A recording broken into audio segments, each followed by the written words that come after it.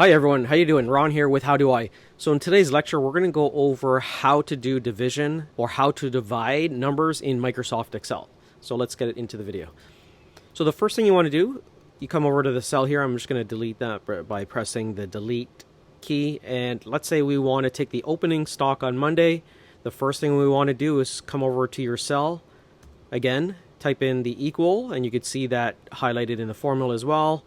Then click on the cell that you want to divide by the first number, so 17.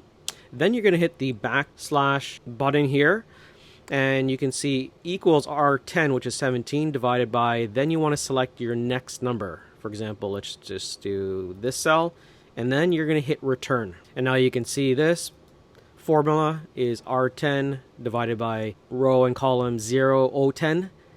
And again, we can do the F2 on a Mac or a function F2 on a Mac, and F2 on Windows, and you can see that that is the formula here. Now if you wanted to copy this formula to the next cells, you just want to click and drag them down here and let go. And now let's say you needed to expand these cells, you can just double click here and it'll actually format. For example, if it was too small here, you could just double click until the arrows go both ways and double click on it, and it expands it perfectly. So that's it for the lecture. Let's get into the next video.